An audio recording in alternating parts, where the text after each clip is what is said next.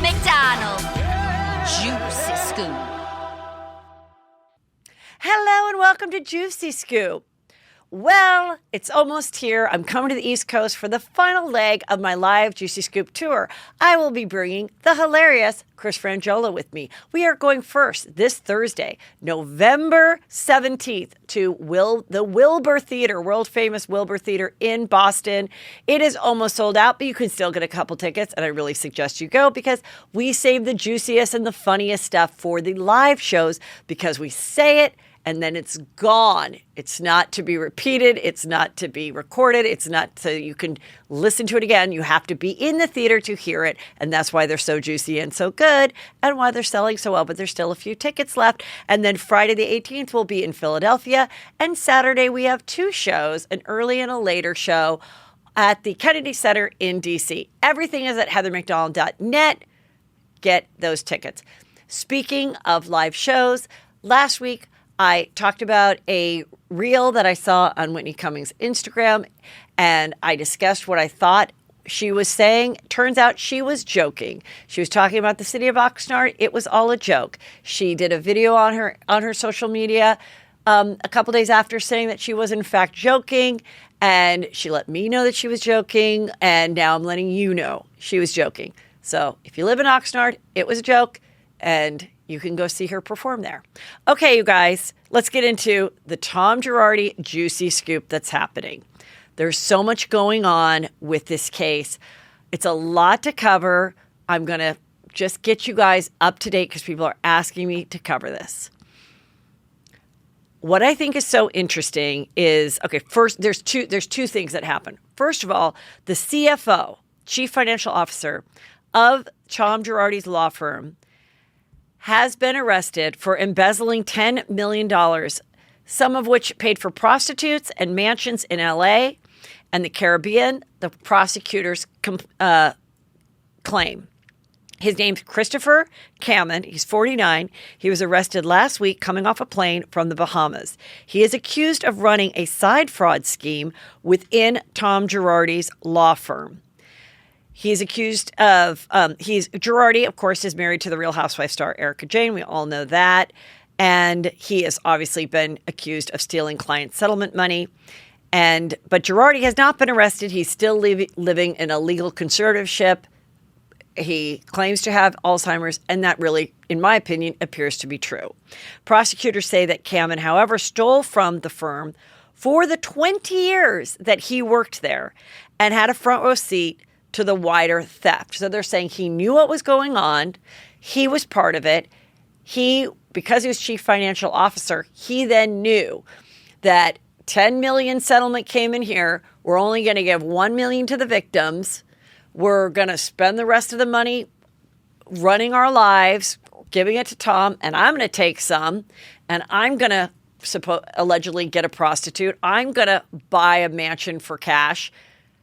And then the victim is like, hi, when do I get the rest of my 9 million? And then they didn't have the means to try to get that money from Tom Girardi. And it went on and on and on like a Ponzi scheme, taking it from people, spending it on others, putting out a persona. And, and the board let this happen. The California board knew of all these complaints and they let it happen. So they're very guilty. And I think what we're starting to really see here is the fact that I think Erika is going to have a really good case in what she's been saying the whole time and saying, like, I did not know what was going on. I did not work there. I was a trophy wife that stood by my man and went to the events I was invited to and got to be Erika Jayne and do my thing and shop when I wanted with the credit card that he gave me. And no, I didn't know each case and where it was going. And I certainly didn't know that the CFO was also taking money. Now, the other interesting thing that has come out, Erika did post about this. She said this shit gets crazier and crazier after hearing about the CFO's arrest. He worked for the firm, they said, and lived beyond his $350,000 a year salary. So that's really the thing. If you make $350,000 a year and you're buying mansions and go and have a place in the Bahamas and all this stuff, you're like, well, where did you get those where'd you get that couple million to, put an all cash offer on some place? During his initial court appearance, prosecutors slammed saying that he was greedy. And this is not a Robin Hood type theft, they said. This is purely greed and a lavish lifestyle. So it wasn't like he was taking the money from Tom Girardi and going, oh, and by the way, I'm going to run over to this victim's house and give it to them. No, he was completely part of it, not just, complacent and not caring about it. No, he was actually doing his own side scam. Prosecutors say they have reason to believe that Kamen would flee to the Bahamas if given bail, and that is why he's behind bars. Now, the other thing that happened is there's a whole nother case that has been brought. The defendants are the Counsel Financial Services, the California Attorney Lending. These are the legal lenders that consecutively lent money to Tom to have him run this fraudulent, awful, criminal legal situation where he wouldn't give his victims the money that they were entitled to. And by the lenders knowing, they're saying the lenders knew this. And also the lenders were first in line to get any money back because they're like, we lent this money to Tom Girardi, so we should be the first ones to get all the money back. And they believe they're part of it. They said that Joseph D. DiNardo is believed to be one of the owners of both the companies, the legal lending company. The suit asserts that the litigation funders were implied partners, in fact, with Girardi, meaning they were all part of it together. And they owed a fiduciary duty to the law firm's clients to let them know what was going on with their funds when they weren't getting them. So they're in a lot of trouble. The partnership began as early as 2005 between the legal lenders and Girardi and Keith's law firm until the filing of the Girardi-Keith bankruptcy in December of 2020, the suit said. When other litigation funders sued Girardi and Keith for defaulted loans, DiNardi personally stepped in and took control of the negotiations regarding the other litigation lenders, which led to various workout arrangements. The suit said DiNardi arranged a full payoff to one of the other lenders, even though California Attorney Lending held a priority lien. So I know this is really confusing. You're like, Heather, I don't understand. What they're saying is the legal lenders that helped fund Tom Girardi's law firm were actually, they believe, completely aware of what was going on, was part of it, and benefiting from it. Now, this is really important because this all comes back to the thing that we care most about. The one thing I said in the Hulu doc is we all want to know, did Erica know? I didn't know then. I feel more confident now that I don't think she knew. I really don't think she understood it. I think there is this spousal law where almost like Bernie Madoff's wife, she was not held responsible in that Ponzi scheme. And I think that my prediction is that Erica will not be found responsible either. And I think part of the reason why she was adamant about the earrings, which became such a big part of Real Housewives of Beverly Hills, is I don't think she handled it right on camera. I think if I was her good friend, I think I could have coached her better to explain it. And what I would have said is, Erica, when the earrings come up, first of all, don't wear them on the show, okay? Don't wear them on the show. But when the earrings come up, you should say, which is what it is, the reason she didn't get back the earrings is because the earrings were purchased so many years back that does not affect a bankruptcy law. So if she was to give the earrings back just out of the goodness of her heart, okay, she could have done that. That might have been good for PR. But the reason they were saying not to is because her attorneys were like, this bankruptcy law is not entitled, because of bankruptcy law, they're not entitled to those earrings because they were purchased so far back. It's not part, it would have changed legal precedence, like it would have changed law. So the other part of it is she's been married to this guy for 20 years. She's 50 years old. Yes, she's on a TV show, but if these earrings for valued at $1.4 million was a home that she owned, that maybe it was both of their homes, and then after they sold the Pasadena house, she was living in that home. And this was the only asset that she had from 20 years of living with Tom Girardi, in which he wasn't very nice to her. We saw it on the TV. And he cheated on her. We have proof of that. So they had a transactional marriage where they stayed together. Maybe they were friends. Maybe it was father, daughter. I don't know what the fuck it was at the end. But it clearly wasn't like a romantic, giving, loving relationship.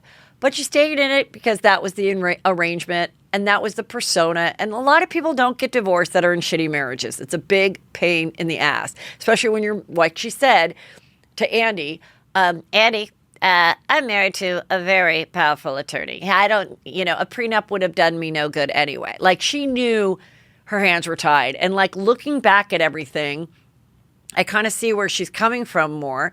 And I'm just saying, if the earrings were a home, I don't think the people around her, on the cast members and the people at home, would see it as such like a vanity move, because it's like these big diamond earrings. But really, they're her only asset. And then when Kathy Hilton's like, what about that Cartier ring? And she's like, really? Again, I think if she was just to give everything and just be like a pauper, walk, or whatever you call it, like literally have nothing and be wearing sweats and like, here's my earring, here's all this, I feel so bad. I think she does feel bad, but at the same time, she got screwed too in many ways. Like, she didn't expect after 20 years of marriage to not have anything. She didn't know that, like, oh, I'm going to spend all this money. Oh, let's not. Yes. Oh, can I have that money from the burn victim? Oh, thanks, Tom. Let me take this and go. So I think this just really says what she was trying to convey to us through the TV, which I think was challenging for her. I think it was challenging for her personality because she's not a warm and snuggly person. I think it's challenging because of the persona that she has presented all these years. And I think it was challenging because she had to follow her lawyers. And so I think it's been really interesting what we're going to see here. And I just, I think I said it before, like, I don't know, maybe she'll actually join, some of the other people that felt they were screwed, and maybe there'll be sympathy on both sides, and maybe they can all come together and realize it's the people at the top. There's nothing we can get from Tom, and he can't really even speak for himself at this point. There many witnesses say he's been was deteriorating for years. And so I do believe he's not faking this Alzheimer's things. But, I just think a lot of it was like, it made it really juicy and it made it like a juicier story. But I think she was really more like Bernie Madoff's wife. And if you look into that case, she wasn't on the Housewives. She went away, but they let her keep like $2 million. She lived with one of her sons. She led a simpler life, but she was not like stripped of every piece of jewelry or everything, because she was not an active participant in the deception of the Ponzi scheme. And I personally don't believe that Erica was. And if that's going to make you freak out, fine. We'll wait and see. I think it's going to make for a super juicy season, because I definitely think she'll be coming back, Erica. And my prediction is Real Housewives of Beverly Hills, which I've heard has still not started to film again. I have heard from a very good source that Kyle and Lisa are not talking. Someone I know was at a birthday party with them, and they were never talking to each other while at this event, though they were both there with their husbands. So I think, I don't know what's going to happen, and I don't know what's going to happen with Kathy. Since, Farrah, her daughter, Kyle's daughter, who I'm going to talk a little bit more about at the end of the show, because I've got a star from Buying Beverly Hills on the show, and that was a fun interview. But she has since said, I now want a smaller affair, which could be that she's mature, could be that she's done with all the hoopla of being a TV personality herself, or it could be like, this is too much stress for my mom and my aunt and my cousins and everything. I really hope Kathy and Kyle can come together and that they can come back on the show. But my prediction, it's not something I wish for, but my prediction is that Lisa Rinna will take a Dorinda pause, will come back, and it will include Erica and Kathy and the rest of the girls. This is just what Lisa, you know I still love your lipstick. I'm just saying, might be good for you too. Who knows? We'll see what happens. Aaron Carter, as we know, passed away after many years of struggling with drugs and alcohol and, prescription drugs. And I still don't know that we know exactly what was in his system, but some interesting things that came about. So he was working, according to Page Six, with an author to write his book. And now there's some controversy where the release date of this controversial memoir, which he tried to shut down. So he was working on it according to the author, and then he tried to shut it down. So he was spilling all his scoop and his life to a professional author that he was co-writing it with. And then he was like, no, I don't want this out there. And then he passed. So now we're in this kind of like precarious position between the publisher, the author who spent all this time writing it, and a man who is now deceased. And when someone is deceased, I'm not 100% sure, but what is interesting about when someone dies, like for example, Michael Jackson, people can talk about him and not get the legal ramifications of defamation. That's my understanding. So there's a good chance that the guy that was working on this will end up sharing what was told to him and the book that he has already done. I'm not really sure. But according to Page Six, what they have heard, that was the juicy stuff, was that that Aaron Carter did spend the night at Michael Jackson's house when he was younger and woke up with Michael Jackson at the edge of his bed wearing a pair of tidy whities. Now, what's also interesting about this is that there is video of Aaron Carter vehemently defending Michael Jackson, saying, I hung out with Michael Jackson. Nothing ever happened. This is bullshit. He's the nicest guy I know, which is weird. There is also a video of Aaron Carter talking to his mother in which he filmed the conversation, and he is talking to his mother, which he had shared throughout their reality show and everything, that the mother and father were struggling financially. They got Nick Carter into, which one was he in? Was he in Sync? No, he was Backstreet Boys. Anyway, it was a Lou Pearlman boy group. We're going to look it up. I know you guys were like, fucking getting so mad at me. Listen, there's three groups it could be. In Sync, Backstreet. It was Backstreet Boys. Okay. Got him in Backstreet Boys. As you know, Lou Pearlman, Lance Bass did a great documentary about Lou Pearlman. Lou Pearlman is also deceased. He ended up in prison for tax evasion, but he not only screwed over these kids financially, but there was a lot of claims that he also was a sexual predator to these young boys. So in this interview, this conversation that he has with his mom that he put on social media that people then collected, and there's a TikTok that I saw about it, and it's clearly him talking to his mom. And his mom is saying, he goes, Mom, Nick, my older brother, didn't want me to work with Lou Pearlman because Nick knew who he was. Now, I don't know if Nick ever has said that he, in fact, was a victim of Lou Pearlman's, but in this conversation, he was like, and the mom is like, I know, and I thought that was crazy. That was because your brother Nick was jealous of you. He didn't want you to have the same success as you. And Aaron's like, no, he was protecting me. And you were the predator that was like, if you had any inkling that there was a man in your child's life with your older child that might have been anything but completely, an upstanding citizen person, the fact that you would even want to like roll the dice and go, well, we don't know if it's true.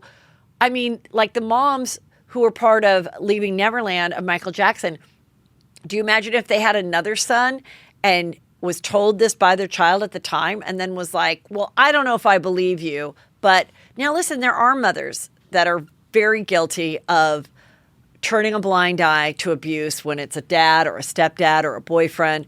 So, and it's so devastating to the kids because it really makes them feel completely unimportant. And clearly, I don't know. We don't know. There's never been anything complete fact in which Aaron Carter says that he suffered any kind of child abuse or trauma or whatever.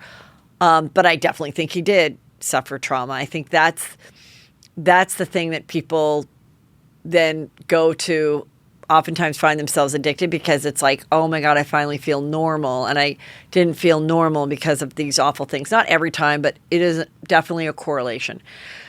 So the other thing that this book claims is that, which is kind of gross that it's out there, but whatever, that he took Hillary Duff's virginity. We know that they were a couple. We know that they're very much in love. But, you know, I'm not going to say the age or whatever. You can look it up on page 6. I just thought those are the kind of things. So she doesn't want the book out. She thinks it's gross and that it's so insensitive because he just passed. But I find it all very interesting. And hopefully we do know more. And, you know, and if these powerful players were abusive Hollywood types that took advantage of kids, I think it's really important that we know. And I'm just curious legally what this writer can share. So that's my question about it. Ramona Singer, you guys. I mean, I don't know. This is a sad day for me because she's my favorite person to impersonate. But she has made a statement, and exclusively to page 6, her favorite person on earth. And she said, you know what? I'm going to tell you right now, okay? I'm done. I'm done with the show. I'm not, for now. I'm done for now. I'm not going to be on the show right now. I just need a little break. I need to just even though I look the youngest and I'm the most popular, apparently, I need to take a little break. So she is not, we know that she's not on the young one, obviously, the whole new cast. But according to page 6 and according to all the rumors, allegedly, she's definitely not part of the legacy. The legacy, according to the reality rundown and page 6, is rumored to be Jill Zarin, Luann de Lesseps, Dorinda, Sonia, and Kelly Ben-Simone. And I think that's a great cast. I think that could be really fun. I think it's kind of interesting that none of these women have podcasts. Then someone's like, no, Dorinda has a serious radio show. Oh, I'm like, well, I don't know if she does, but no one's talking about it. And she's not talking about Housewives. And whatever she's talking about, it's probably cooking or something, and no one cares. So I'm just saying, it's going to be interesting as every housewife has their own podcast. And I understand why they do. They used to do blogs that then they would go back and said, you said in your blog this. Now we're going to have reunions where they're going to say, you said on your podcast this. And you said, just like they would maybe throw up a tweet or an Instagram post. All of that's going to play into, when they get together at the reunion. But I think for the Bravo people, it's a little bit like, wow, it's a little bit magic revealed. It's a little bit too much, behind the curtain of like what is going on. And I think it's nice that these women, we don't know every single opinion they have about every single thing, about every single episode, because we're going to be able to kind of see that as they get together and old wounds and history come up. But we get to watch it, not just them rewatching an episode and talking about it. I think this is going to be really great, and I'm very excited if it is in fact true. So good for them. Sister Wives, you guys. Oh my God. The episode last night was some of the best TV I've ever seen in my life because it's so fucking real. It's so juicy. I mean, okay. As you guys know, we've got Cody and the 4 wives. And for the first half of the episode or more, they're sitting out on Christine's porch. And Christine is saying, my house is in escrow. And we are under contract. Other states say under contract. We say escrow here in California. And I'm leaving in a week. Leaving the family, taking my youngest daughter, going where my other kids and grandkids are in Utah. And I'm fucking out of here. And she's so nice. And she has such like a calming kindness about her. Then there's Cody here and then Mary there. And Robin, the newest wife. Mary's the oldest wife. Robin's the newest wife. And Janelle, who is Christine's best friend. Janelle's number 2, Christine is 3, and Robin is 4. And it is just amazing. And someone sent me a photo of Cody's hair where and I can't share it because I don't know where it comes from, but he's leaning down and there's an entire bald spot right here. And then there's like trundles of curls and behind. I talked about it before. So now as I'm watching it, that's all I'm looking for because his trundles of hair is pushed back by his cheesy sunglasses. And I'm like, is there a bald spot underneath? Because I think it could be a manufactured photo and maybe it's not true. So he's so furious. And basically he's saying, he says in his confessionals, I'm not seeing Truly, my daughter with Christine, not because I don't want to see Truly, just because I can't stand Christine. Okay, well, that's a great way to be as a dad. That's called co-parenting. That's called being a father. I mean, and she's just like, and he goes, I don't get it. You know, you're just being selfish. Like, so what that he basically was saying, so what that you're unhappy because the only thing you're saying you're unhappy with is me. But you agreed to be part of this family forever. So it shouldn't be about me, the man. It should be about the family. And by you making about me, the man, Cody, you're selfish. You're selfish, which is always what has fascinated me about the polygamous religion or whatever people follow in a sister-wife situation, is that if you complain as the woman, you're selfish. Why are you making it about yourself? It's not about you. And she's like, well, you said, Cody, that the marriages are the spokes within the wheel of a wheel. And if the spoke is broken, like it's not going to last forever. Eventually, like it's going to make the wheel, whatever, you get it. So he's just like, so what that we weren't in love? Like I tried to love you. You didn't love me that much either. So yeah, so what that we weren't in love? You agreed to stick it out for the family. And she's like, I think I did a lot for the family. I think I did really a lot, Cody. I did a lot for the family.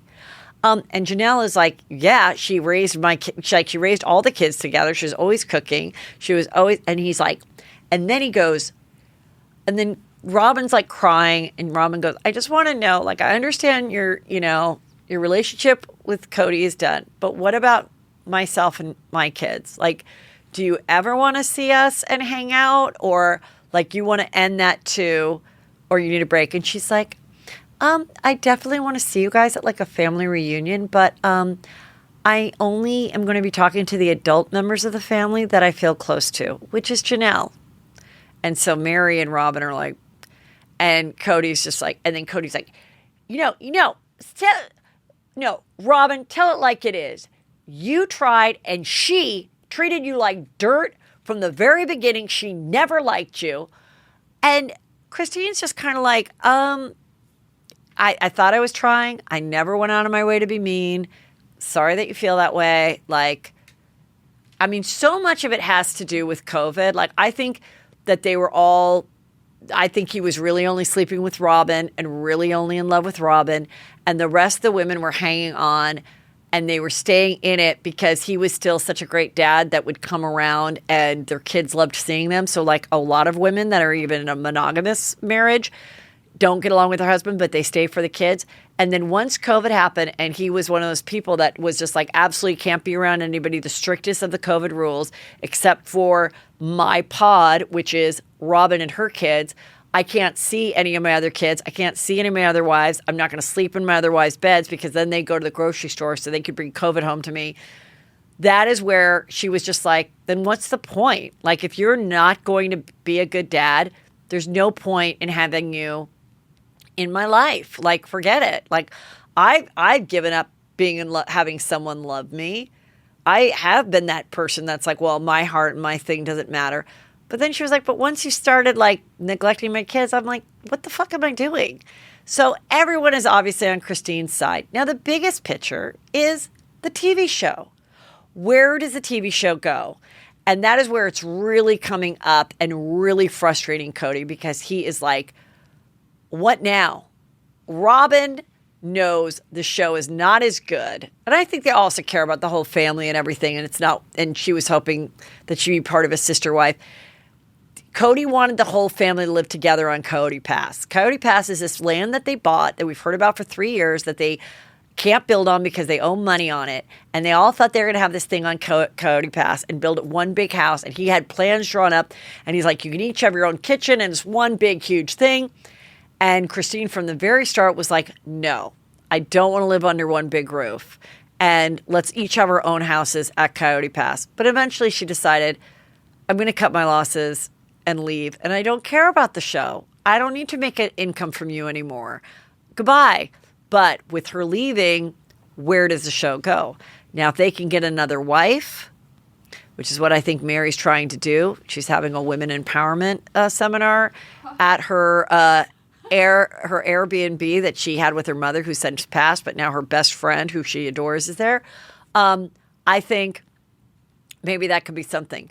Janelle got fucked over more than anybody. Mary's living in a nice house all by herself. Janelle and her daughter, with Cody, are living in a trailer on the land with no electricity or heat. And they have to move the trailer every 4 months to like a different lot. And it gets real freaking cold in the winter on Coyote Pass. And she's like, yeah, I really regret this, but I wanted to live here because I thought this is the only way I can move progress on actually building a house here on Coyote Pass.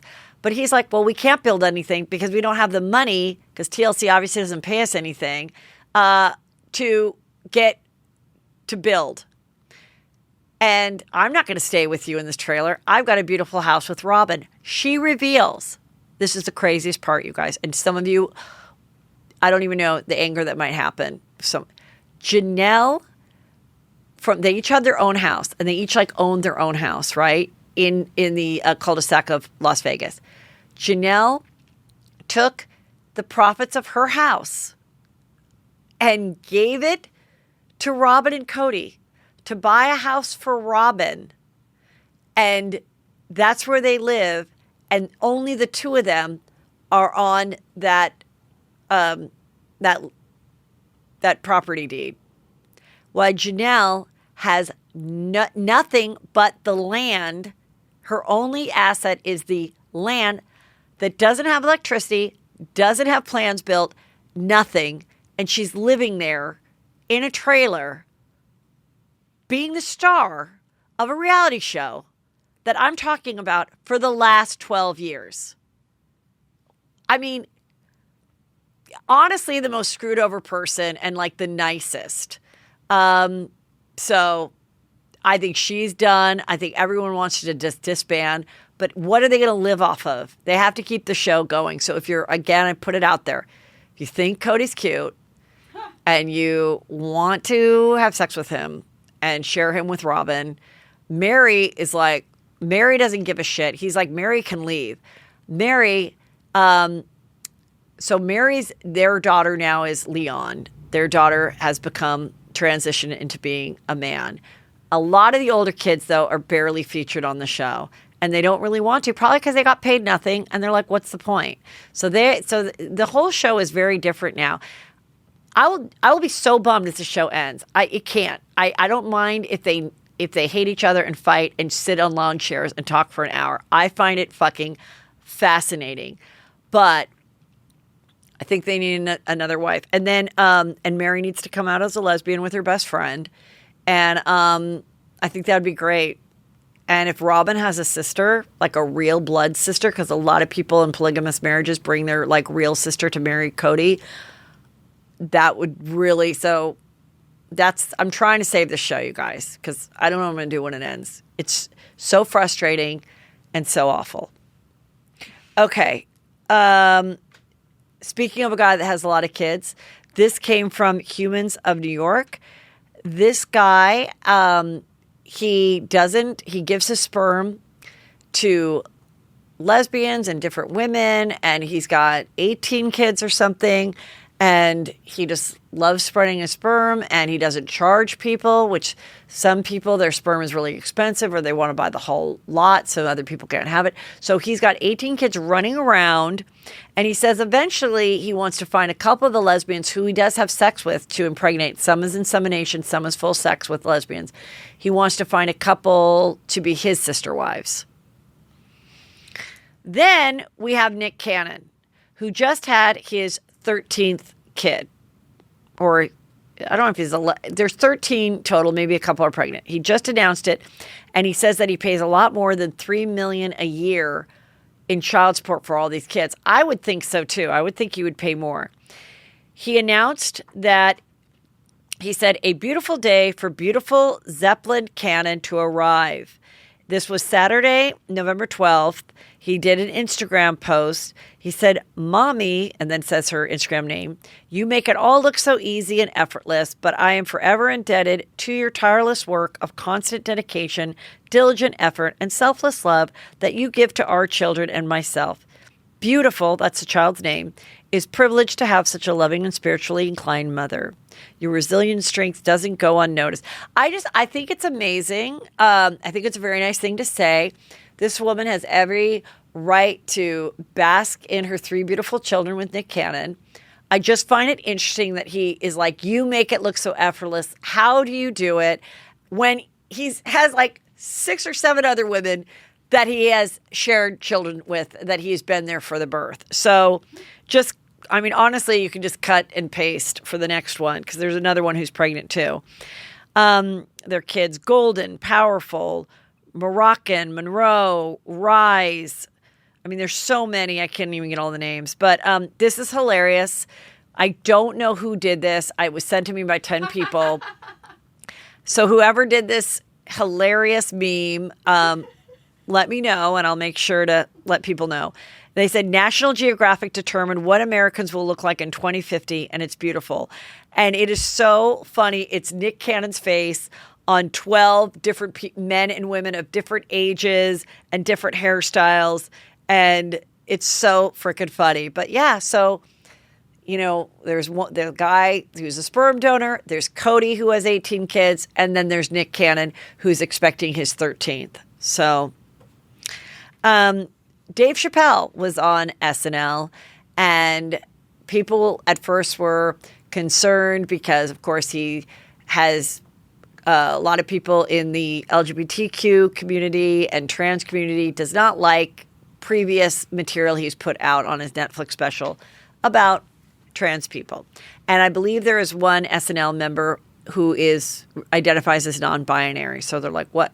Well, anyway, he came on and he did his monologue, and I watched it, and I thought it was hilarious and brilliant.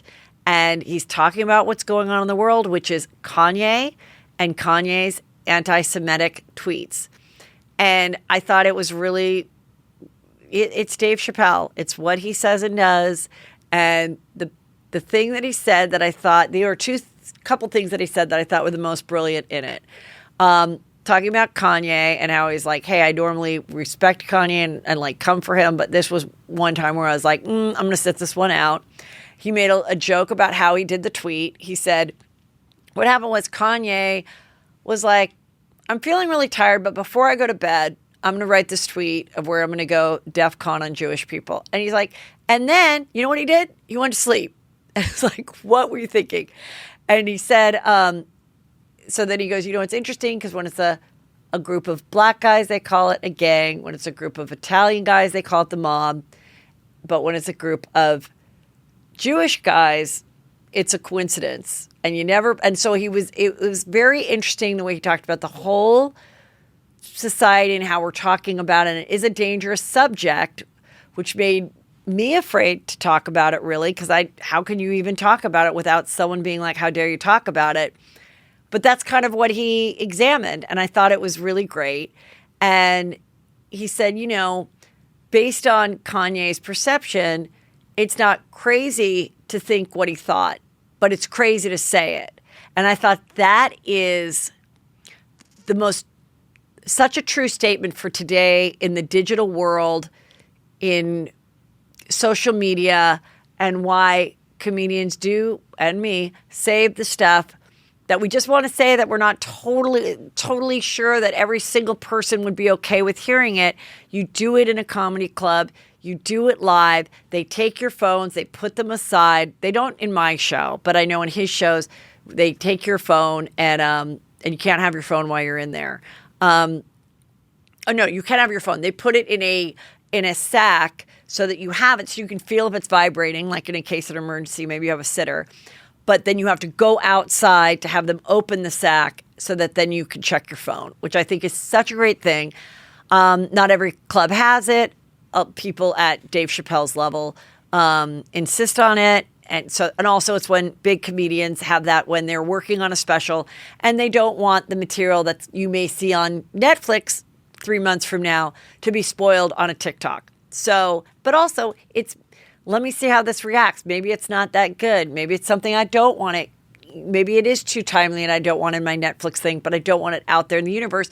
But for the 1,000 people that came to pay to see this, it's for the moment. It's not to live on in infamy. It's for the moment. But when people tweet and do things like that, like a Kanye, it does live in infamy. And that is what I thought was so interesting and why people are so drawn to Dave Chappelle as just an artist of stand-up comedy.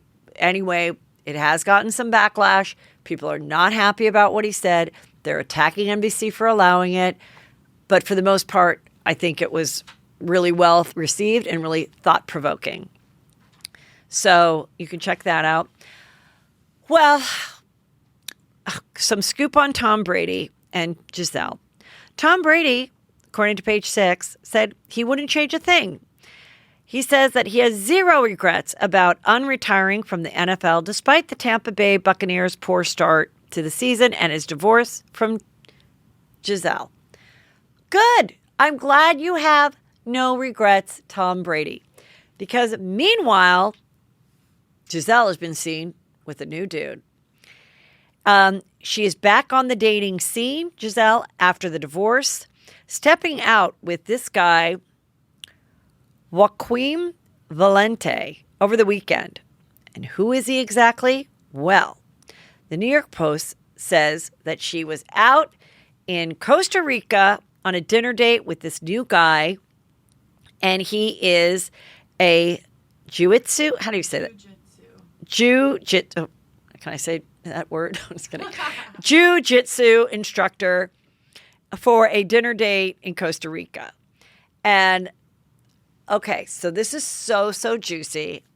All I know is what I read to you guys, okay? But could it be that there was some relationship going on before we heard of their separation? Is this guy like the karate instructor for the kid? I know, I've known some ladies that have gotten with their kids, T-ball coach or heard about it, or a karate coach or things like that. And if I don't know, I find this super juicy and good for her. Good for her. Get your groove on. I saw that she also bought, I think, a new house, like very close to Tom Brady, and it's like 11 million or something. So that'll make the co-parenting good and easy and good. I'm glad he doesn't give a shit. Like, there was a commercial that was the two of them that I guess is not aging well, but it's Tom and Gisele, and it's about calling all their friends to get them to invest in crypto, which also didn't age well. And the first thing he says is he's like, hey, and they're like, he's like, no, I'm not, I'm glad I didn't, or something about retirement. He makes some joke about going back and from retirement to going back to football, and she's there, and it's part of their jokey part of the commercial. And so people like, this didn't age well for numerous reasons, but good. If you have no regrets, good. Go find another wife. It's not like you're going to have any problem dating anyone else. So I'm glad they're broken up. Good for her. Go get your groove on. Now, this was juicy. I'd heard about this episode of a show. This is Glennon Doyle. And it's somebody I don't really follow, that I hear the name. And she, from what I understand, she had very popular books about spirituality, and Oprah loved her. She was married. She was Christian, but she was like, I don't know. She was maybe conservative Christian, but in like a really spiritual, positive way that women loved. Anyway, she became huge. She, at a speaking engagement, ran into Abby Wambach, and they fell in love. And now I don't know everything, so I don't know if she was divorced before she fell in love with her. She fell in love with her. She was never with a woman prior. She fell in love with her. She was soccer. They fell in love, and now she is a remarried lesbian woman to her, and they have a podcast together along with her sister, okay? And it's a very popular podcast. And it's about kindness and, growth and like all that kind of good stuff, right? So I heard people talking about it, that they did an episode. So I listened to it with Peter on the way down to the boat this weekend. And it was the episode that never was. And they're like, come on. And they're like, okay, you guys, we're just going to talk about what just happened. We were going to have an interview with someone we were very excited to interview. We spent a long time preparing for it. And the way we do it is their Zooms, or however they do it, Zoom, I assume. She's like, we have several teams that work on this podcast, which always kills me because it's like, just Danny and I. And so they say, we've got our guest, and our team works with that guest to make sure that all the tech stuff is working with them. And then we have another team working on our tech stuff. I'm like, it's just a Zoom. I don't know what so much is involved. When I do a Zoom, they send it, and then Annie presses the click button, and then she walks away, and then I do the interview. But okay, whatever.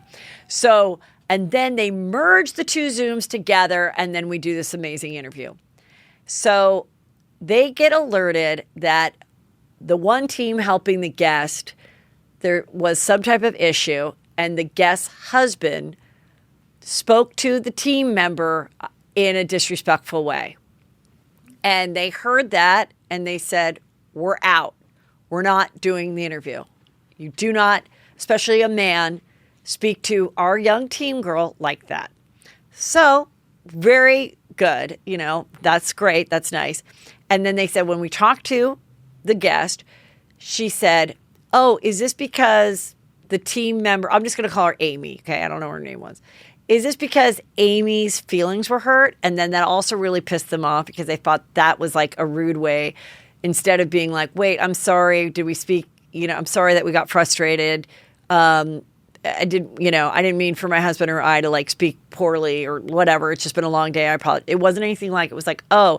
And then she said, well, it was fine when I did this very popular male comedians podcast. I did that and it worked out fine or something. So I don't know what's going on. They're like, it's fine. We're not going to fuck with you, basically. We're not fucking with you. We don't need you on our show. We're super rich. We're super popular. We live in Manhattan Beach. We're two happy lesbians with my sister, and we don't need to do this. And it was good because it made for a really juicy podcast, probably much juicier than whoever this woman was who was pushing her podcast or her book or her, Women's Empowerment Weekend. The thing is, nobody knows who the person was. So the Reddit starts going and people are trying to guess who it is with the clues. And they're thinking it's Harry and Meghan because they don't follow them. And they used to be big fans of Harry and Meghan, and now they're not. I don't think so. I don't think that Meghan would use the words. Well, for one thing, I think there's no way Harry was helping Meghan with a Zoom. No way. He doesn't know how to do it. He doesn't need to do it. She's got someone else to help her there. Secondly, I don't think they would get frustrated with technology even if it was them. Thirdly, I don't think she would say, oh, did she have her feelings hurt? To me, that sounds like someone that is definitely over 50 that would say that about a younger person that they spoke harsh to, like, oh God, these Gen Zers, get a fucking backbone. Like, it doesn't seem like someone who's like 35 or 40 would say that. Like, someone has to be a little bit older to say that. So I don't think it's them. Other people think that it's Kelly Ripa and her husband. I don't think it's them because I don't think Kelly Ripa would brag about being on some other guy's podcast.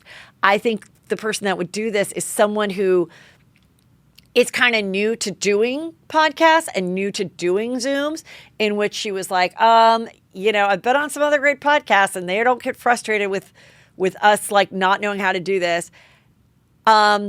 And then the husband, like, barking at him. I thought that was really interesting. And so anyway, it's exactly what I said on my Extra Juicy Scoop Friday, is that podcasts really are just people talking about each other behind their back, and then you guys get to listen. So we don't know. I went down another path that I will share on my Extra Juicy Friday stuff of who I think it might be. I'm just glad to say it was not me, and it was not, but I was glad we heard it, because I'll be honest, I get frustrated sometimes, especially with technology, and so does Peter. And I'm putting it out there now, because if it ever happens and you hear that we are not 100% pleasant delights 100% of the time, and what I'm guessing, and whoever these people are, is they're doing this Zoom, and with all these different teams and all these technical things, which I don't know why it's such an ordeal to do this. Maybe there was a filter or something that this older woman wanted that wasn't, so she wasn't looking as cute, and she was asking her husband's help. Maybe on their end, it was their fault, and already it's now 12:15. It was supposed to start at 12. The woman has another thing at 1. Can we even do this? And so there might have been a little shortness and frustration. But I think it's classy that they didn't tell us, though. If I would like to know, okay? So if anybody knows for sure, can you please DM me, and I'll take it to the grave. Because, yeah, I'm just curious about it. But I'm like, well, I'm glad we listened to it, because I've gotten frustrated. I've been like, oh my God, why did I even agree to do this thing? It's so late now. This is annoying. And that is why I rarely do Zooms, because I like the person in person. I like to really get to know them. If they're running late, it's never a problem unless it's like a half hour. And even then, I've had 2 people that were like a half hour late. And I've told you about them on my Extra Juicy Scoop episodes. And it did piss me off. And at one point, I was like, Annie, I'm kind of in such a bad mood now. I feel really disrespected that they're this late. I don't even want to do it. But then the other part of me was like, your day's not ruined because of it. And, but I get how when it's just a Zoom and you've got 2 other people to talk to that are all on mics, you're like, fuck these assholes. We're just going to do our own show. Fuck it. But my mind is like, they drove here. They got cute. All right. Shake it off. Like, do it. It's fine.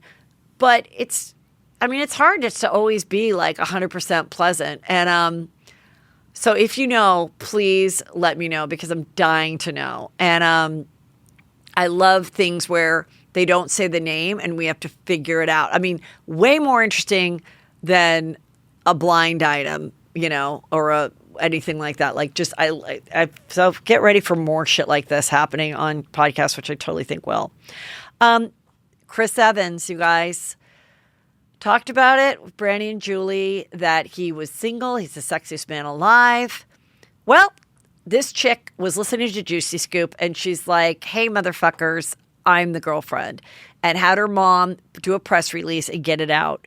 He's been dating this girl, Alba Batista, and it's serious, okay? And he's never been happier, okay? That's the headline. So my friend Krista better not cross the street. Chris Evans has a new love in his life. He's been dating this Portuguese actress, Alba, for over a year, and it's serious. They are in love, and Chris has never been happier. Okay. Well, that's not what he said in the People article. God damn it. Good for them. Real Housewives of Salt Lake City. Heather and Whitney talked that they want to be bad weather again, but at one point, they just could not come to a conclusion of the meeting of the minds. of why they're not getting along. And I saw someone go, can someone just explain why they're not getting along? This is what happened.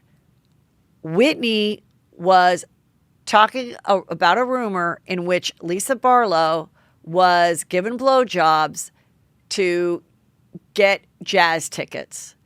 And she brings it up to Lisa on camera to say, just so you know, we talked about this on camera and I want you to know it. And we talked and we talked about it at a jazz game. And she gets upset, obviously. And she's like, and Heather was there. And Heather says, I remember being at the jazz game, but I never remember you guys talking about Lisa Barlow giving blowjobs. And if I did, I wouldn't want to participate in that conversation on air and give it any other thoughts. Like, this is awful. So it's again, Housewives talking about rumors. So you have that. On Potomac, there was some juice that happened last night. So anyway, they don't get along. They don't agree that whatever, about this dumb rumor. The other storyline on Potomac is Candace has a husband named Chris. And Gisele said, Chris came into my room to talk during the reunion and it made me uncomfortable. And so nothing happened, but it made me uncomfortable that I was alone in a room with a closed door with Chris. Then the other girl, Ashley, who is married and now divorcing this old Australian that has been, that was caught with a stripper last year, but also there was rumors that he was with a guy in London and that also he grabbed a male cameraman's ass. So he could be a little bi. She says she's bi. She says she does threesomes with her husband, Michael, but doesn't want to anymore. So they're getting a divorce. That's important to the story. Ashley says, I went to some hotel, rooftop hotel, and your husband, Chris, DM'd me and said, you should have come to my bar or whatever the restaurant he runs. And she thought that was a fishing for flirting on a DM. Candace is like, my husband did that because he's trying to work social media and get high profile people at his restaurant. And he was like, Ashley, you should have come here so we could take a photo and people would know that the Real Housewives of Potomac come to my restaurant, not this one that you were at. Okay. They're like, all right. So Candace is really pissed. So then she says, well, I know the guy who claims has your husband as a client who has your husband come over and suck his D. So she said that last night. And then Karen, who's a grand dame, is like, well, thank you for inviting us to this wine luncheon. And then they all get up and leave. And it's like, I don't even think Ashley cares because she's like, there's been rumors that my husband is bi and everything. I already told you I'm bi. We obviously mess around and swing and whatever the fuck. So it wasn't even that shocking. But she's like, hey, I've got the scoop. I know the sex worker who apparently has your husband as a client. And I'm just like, wow, these shows are just going. I mean, so much about these shows are about people's husbands and marriages. And that's why it's kind of interesting when nobody has a spouse. And if we see the legacy, OGs, none of those women, but Jill Zarin is the only one that has like a boyfriend who's Gary. The rest of them are all single. And so I want them to be able to have enough juice and fun that they don't have to like trash each other's relationships and ruin relationships with the father of their kids and stuff to make TV. I don't think it should be that, but that's what it is. So there you go, people. Leonardo DiCaprio celebrated his 48th birthday, but his girlfriend Gigi Hadid was not there. I don't know why. Maybe she was working. Maybe she was with her baby. The people that were there, some of the people that were there were A-listers like Tobey Maguire, Bradley Cooper, Kate Hudson, Rami Malek, Ashton Kutcher, Mick Jagger, Jamie Foxx, and LeBron James. Also Adrian Brody, Casey Affleck, and his girlfriend Kaylee Cowan. Interesting. Stella Maxwell, Nikki Hilton, Rebel Wilson, and her fiance, Ramona, not the Ramona, but Ramona Agruma, Evan Ross, Diana Ross's son, Summer Rae. I was thinking it was that Somner girl from, movie. yeah, I don't know who Summer Rae is, and some agent, Rich Paul. Anyway, there you go, you guys. And his parents were there. That's nice. And that's it. I don't know where Gigi Hadid was. Maybe it's over. Maybe it's not. We'll see. Now, you guys, I have a great interview with one of the stars of the hot new show on Netflix, Buying Beverly Hills. Hello, and welcome to Juicy Scoop. I have the second most exciting Brandon in my life. It's Brandon Graves from the hit show Buying Beverly Hills on Netflix, all about the agency and Kyle's family, Kyle Richards' family, Mauricio, Farrah, Alexia, and Brandon. Yes. And welcome to Juicy Scoop. This is exciting. I'm so excited to be here. I am a Juicy Scooper since day one. And I'm not just saying that because I'm here. I totally am. I am so excited to be here, honestly. Well, first of all, as a realtor and a Juicy Scooper, I want to give you double props because you were aggressive. You cold called Juicy Scoop and said, I'm a huge Juicy Scooper. Can I come on the show? And we were like, yes, Perfect. This is great. You make our life really easy when I don't have to beg and not be answered back and all of that. You got to go after it. You got to go after what you want. After this. So the show is Buying Beverly Hills. There's 8 episodes. And here's all of you guys at a party, a premiere party. Yes, that was last week. Yes. And so I'm liking it. Now, There have been a lot of shows about real estate, LA real estate. And you know one thing that I really like about watching it? It makes me fall in love with LA again. And it makes me feel grateful for being from Los Angeles and living in Los Angeles. Why is that? I just seeing that so many people want it and that the world thinks it's cool. And like, I think sometimes when you're here and we've gone through some tough years in the city, that you're like, same thing when I was watching what's the Empire one? The Netflix show, what's that called? Bling Empire? Bling Empire. Yeah. When I watched Bling Empire, and it was like filmed before the pandemic, and then it came out, and it made me go, oh my God, no, our city is beautiful when you're on the top of like a $12 million house. Mulholland. Yeah, it really, really is stunning. Yeah. And so, no, I do like it for that. It's like the same way I feel when I watch like Love is Blind. And I'm like, I should be more grateful to be married. Everybody wants to be married. Like, why am I like completely? LA is still a magical place. I've been there for 12 years. I love it. Where did you grow up? I'm from Phoenix, Arizona originally. Oh, okay. So we're going to get into your real estate life. Yeah. But what was interesting when we got to know you on the show is that you have this whole other life before real estate. And you were a dancer? Yeah, I moved here in 2010 to pursue professional dance. So I did that for about 9 years. And then once that fizzled out, I turned like 32. And I'm like, okay, what's the next chapter going to be? But wait, I want to hear about that chapter. Yeah. So did you dance as a kid or did you take formal training? Well, I grew up, I was kind of like a self-taught dancer. I started doing classes and things through like a program in the city of Phoenix, which were designed to keep children off the street. Yeah. So I kind of honed my skills there, and then I started teaching. I used to teach a program called Dance Phoenix every Saturday at like 10 a.m. with kids. After like being out partying, I would teach in sunglasses because I was like... Because I was hungover, but I showed up. I was there. So I taught dance for years, and then after I started dancing for the NBA and started like making the big cuts, started beating out people, I said, well, what can I do next? How can I take this to the next level? So that's when I came here in 2010. And so, how was that? Like, did you ever go on tour? What was like those years like trying to make it in LA in entertainment? I mean, it was tough, but it was fun. I didn't do the big tours. I didn't do any of that. I booked some jobs. They were like small things. You know how it goes in the industry. You're just happy to get something. But I think I've auditioned for everybody several times over. Right. Gotten pretty far, but I definitely enjoyed it. I mean, at one point I was living in a house with 15 people. I did the whole struggle LA experience. Don't want to do it again, but I did it, and I'm kind of happy that I did. Yeah. Yeah. And so you're like, okay, what's the second hardest industry that I can also try to be in? Okay, let's do real estate, because there's just as many people trying to make it in real estate as there is probably in dance. So what made you decide to pursue that?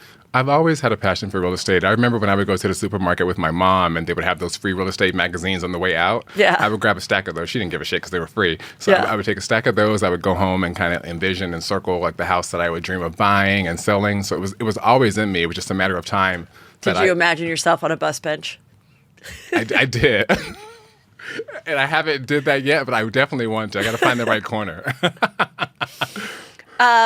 So I come from. Do you know? I come from do. a real estate background, and once again, Mauricio, Kyle, they're not the first to have a family business, because here I am with my parents. We were Bob, Pam, and Heather McDonald, White House Properties, and they had a personalized license plate. I love the license plate. Bob and Pam. Okay.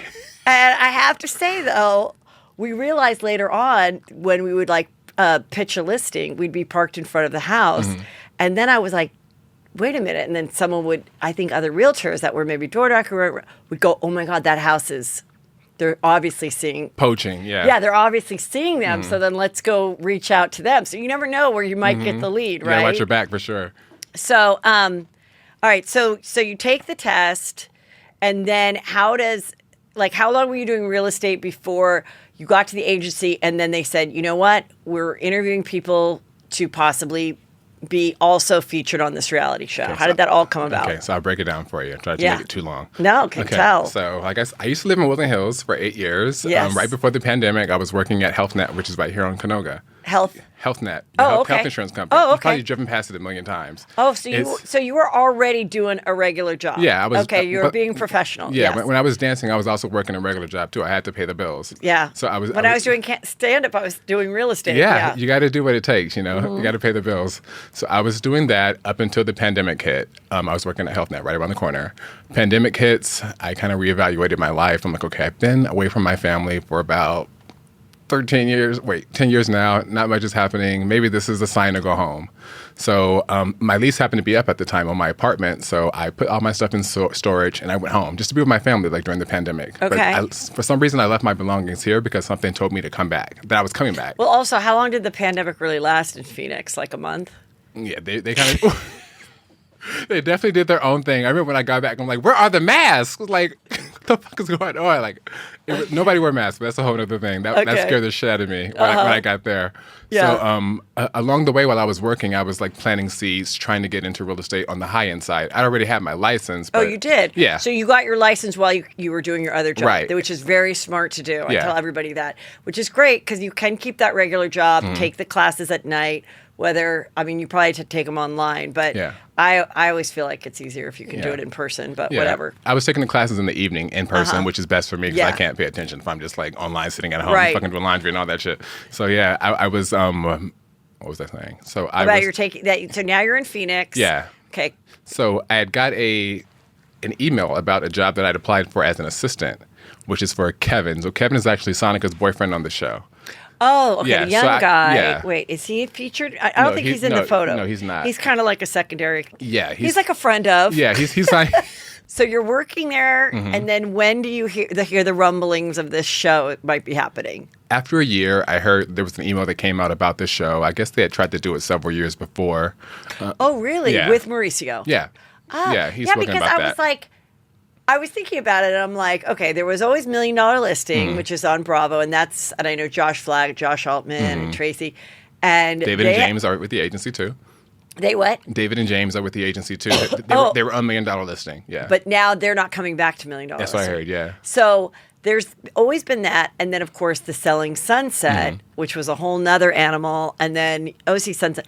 And so when this came out, I'm like, yeah, at a certain point, they must have been like, why aren't we doing this? Yeah. And I always wondered if maybe because Kyle was on Beverly Hills and it was too much or So, but I guess you said they tried to do it before. So Yeah, that's maybe- what I heard. That it was like they tried to do it maybe like 6 years ago and it didn't work out for whatever Okay. reason. So when it came to me, the email came. Like I said, I was working for Kevin as his assistant. I didn't think it was the right time for me, so I just kind of put my head down and just kept doing my thing. But I ended up getting a call from Jane, who's Mauricio's assistant, and I used to be in the office with her late at night. Just like we were the last people there. It was pandemic. Nobody was in the office, and she says, "Hey, we're doing this show. I think you'd be great." I'm like, okay. Why were you scared? I mean, I've never. No, but you were a performer though, so but I'd I have would to think talk. that would almost be perfect. Oh, okay. Yeah, I mean, I didn't have to talk. It was just like, I'm just back here doing my thing. I didn't have to come to the forefront and be on camera. Okay. I thought I would be okay, but I didn't think it was necessarily my thing. Yeah. So I had the one call with the casting, and here we are. It just went so fast. I'm like, shit. And like, so okay, so they get on it, and they're like, okay. And now I saw like some pumpkins and stuff. So was what we're seeing filmed about a year ago? Yeah. Oh, okay. Yeah. All right, that makes more Yeah. sense. Yeah. Yeah. So it all aligns. Yeah. So it's been a whole year now. Mm-hmm. And like, how has your life changed? Have you gotten recognized at all? It's only been a weekend. It's only been a week, but I was in West Hollywood on Sunday, and the gays have seen the show. Oh, the gays are okay. The gays are loving it. I'm like, okay, we're good. So- I got the stamp of approval. So I'm going to assume you are gay. No, I have a wife and kids. Oh, okay. No. Yes, I am gay, proudly, yes. And when did you start living your life proudly and out? Always, It's been or 20 years now, yeah. Oh, okay. I was just laying down the other day. I'm like, damn, it's been 20 years. So as a teenager, Yeah, 18. okay, Yeah. and your family was great about it. I mean, they're fine about it now. It's always a point of contention in education. I mean, Okay. everybody has their own beliefs, but I know that they love me. Yeah. Yeah, and I just kind of live my life, and fuck it. Okay. Yeah. So what? Okay, so I wrote Kyle. I DM'd Kyle. Mm-hmm. She's been on the show, and we're friendly. And I was like, okay, everyone, including myself, is freaking out because Alexia, the younger daughter, acts and sounds and speaks exactly like you. Mm-hmm. Way more than Farrah. How did that happen?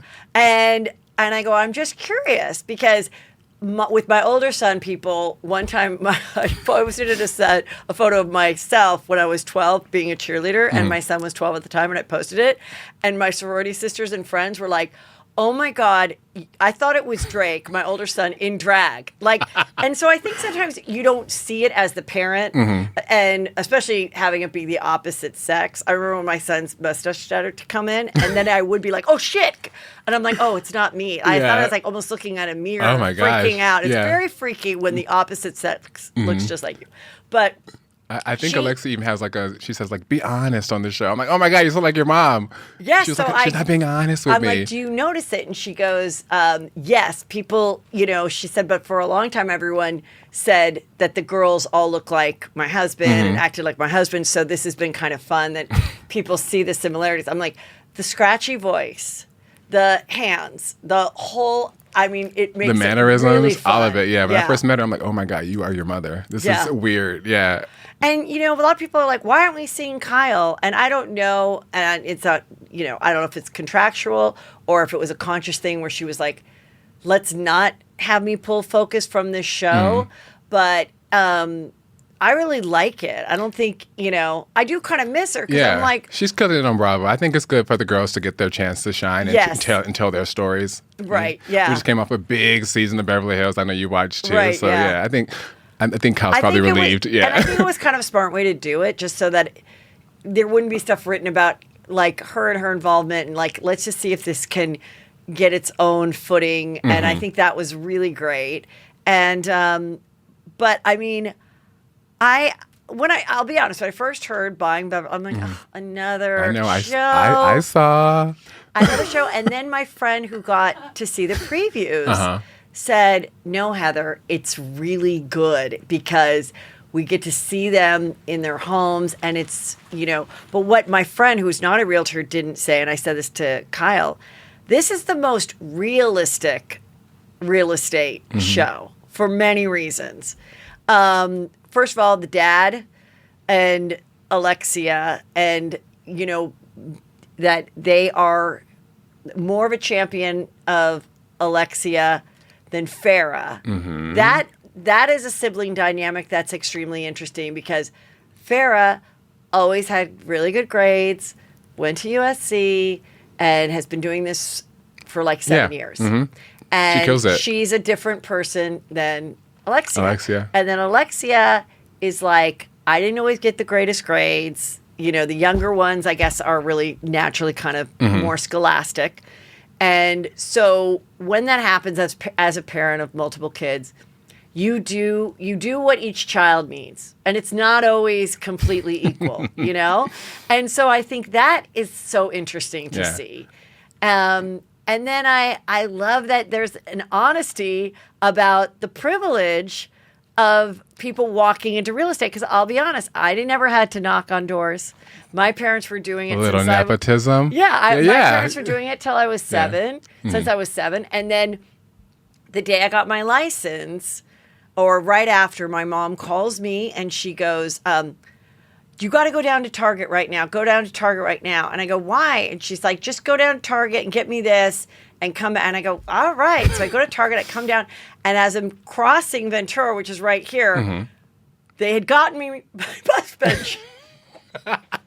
on the corner? Yes, they got me the bus bench. And that was like my present. You arrived. That was my present. Heather McDonald welcomes you to Woodland Hills. Do you still have a picture of it or anything? Oh, yeah. It's somewhere. Okay. But yes, definitely. And I was a little bit like, okay, but like you guys know I'm just doing this until I become a huge sitcom star, like, you know, like, and but yes, of course, they had established themselves, so we would just go out on listing appointments, not get them all, but I don't think people realize how hard it is just to get someone to say, I even want to meet with you exactly to possibly represent me. It's so hard. Like you're starting from ground zero. You have to build all your clientele. Even though I've been here for 10 years, I don't know anybody who can afford the kind of houses that we sell. I've found ways to meet people, but you definitely have to do it all on your own. I wish it was being served to me on a platter, but that's just not what it is. And I kind of appreciate that, you know, like obviously it works out with Alexia, but then the other guy, what's this other young guy who's Joey? Yeah, Joey. So for you guys, Joey is this charming guy, born and raised in Brentwood, Beverly Hills. Yes. And he's like, I hope I can get this listing of my aunt's house in the flat's going to be sold for $7 million. I'm like, what the fuck? Like, how? Like, where's my aunt? And then it's like, wow, this is so stressful because I don't know if this is going to work. And I'm like, you have 27 offers. If one fails, you have 26 others. More. Like, of all the low, high risk, this was not a difficult situation. Yeah. It's a tear down. It's your aunt. Yeah. And you had 27 offers. Serve it. It's ready to go. Yeah. I don't think it was a stressful situation, but I loved that the other guy that didn't come from a real estate background, this one, the one in the flower jacket. Oh, Ben Ballack, yeah. He kind of calls them out on it. And so I love that there's all that. And then we have you. And you go and eat with the younger guy, Joey, the aunt, who seems very nice. Yeah. And you're like, I did door knock, but if I door knock, I have to be like in a suit and all this other stuff because they're like, who's coming to my door, you know? And I thought, I love that you brought that up too, because that is so true. Yeah, it's a legit fear of mine. I've only done door knocking once because of those reasons and everything happening in the world. Like, I don't know how people are going to perceive me. I have to be conscious of having a woman with me just to balance out the equation to make people less nervous. That's a legit fear of mine. People think you're Jehovah's Witnesses. It depends on how dressed up I am. Like if I'm dressed up, yes, that's why I make sure that I may have maybe like a polo or something. Yes. Yeah, to keep it casual. I think it's a lot more inviting that way. But yeah. But I versus like, two girls in, high heels and tiny outfits. Yeah. That's one look. Then, and but I think it's great. And I think it's great that you brought that up because that is hard. And it is such a way to get business, especially when you're starting, because there are people that are like, I love the person that I see that comes by and, I know that brand. And now he's come by 5 times in the last 6 months. He's nice. He's charismatic. He knows his stuff. I want to do business with him. That's what I want. Yeah. Yeah. So I think, but I like that was like made aware because I don't think, when people think about that aspect of you have this crutch ahead of you versus someone that's not a man of color, you know? And so I thought that was really great. I appreciate it. Got to keep it 100. I said, if I'm Yeah. going to do this, I have to keep it authentic. This is Yeah. my story. This is what I deal with every day. Right. And Yeah. it's not boo-hoo. It's just Yeah, like, it's the reality. yeah, I got to find these clients probably another way besides knocking on the door. Right. I got to like go to the parties, hold the open houses where the people walk in. When they come to me, and yeah. then follow up a million times and Exactly. be rejected. Oh, the other thing that one guy said that was your former, that you were the assistant for, and he goes, I have a 5-minute funeral. I've never heard that. Yeah, we use And that he's term like, a lot. I think that is really good where you get the rejection. I mean, You got to let it go. You got to let it go. You got to go on to the next thing. Otherwise, it'll ruin your day. It'll ruin your week. You just have to let it die in 5 minutes and on to the next. okay, some of the stuff, the juicy stuff that happened was we already know in real life, like that Farrah does get engaged. Yes. So that's nice. To Alex. We love Alex. Oh, and then this girl, everyone's talking about this girl in the orange. Allie. So she used to be on the Hills? That's or what I'm Laguna? hearing. I've been seeing that on Twitter. I'm like, Allie was on the Hills. I need to call her and ask her. I haven't seen the episode. Yeah, So I don't thought know. that was kind of funny because I'm like, well, you know, that does work out. Like, I mean, if I was trying out for the thing and I was in the real estate office, then I'd be like, by the way, guys, I know how to be on a reality show. Yeah. Like, this is all good. Allie's also been in the industry for years, too, so she didn't just come out of nowhere. She's been killing it for a while, too. She primarily works on the West Side, though. Have they already talked about a next season? Can you say that? Not yet. We haven't heard anything just yet. So hopefully they have us back for more. I think the reception's been pretty good, which we're Yeah. very happy about. You never know. It was trending yesterday. Yeah, we're number 5 right now in the U.S., which is great. We've only Yes. been out since Friday, so that's awesome. I hope it keeps coming up. Okay, so now tell everybody where they can find you to, if they are looking for a home. Like, what would you say you specialize in as far as like, I know you're going to say everything, but like, is there more of a specific thing that you feel like you really kill it at? I think the bulk of my clientele is first-time home buyers. I'm Mm-hmm. really good with walking them through the process, and it's not that hard, and it's not that complex. Scary. Yeah. Yeah. And I think I have a way of making it fun and kind of like making it relatable, and it's making it a fun process. So I'm really good with first-time home buyers, but I specialize in a little bit of everything. yeah, that's great. I love Thank that. you. And what's your Instagram and everything? My Instagram is BrandonGraves_, and so is my Twitter. And be nice if you come over there and shit. And you can do any part of the Valley, LA. Yes. That's also a great thing Mm-hmm. that back in the day you really kind of would have to like farm this one area, but now with computers you can find Yeah, anything. you can and do so, targeted marketing. You can be anywhere. I don't do a ton of deals in OC yet, but I'm starting to get down there a little bit too. okay, Yeah. cool. Well, thank you, Brandon. Thank You're the you. best. Thank you. You can read my brochure. Oh, okay. I want to see. How long ago was this? Oh, that was before I was married. That was like 25 this years is ago. amazing. I know. And I had like a little short skirt on and like being pimped out. This is so sweet. I love it so much. Thank you. Thank you.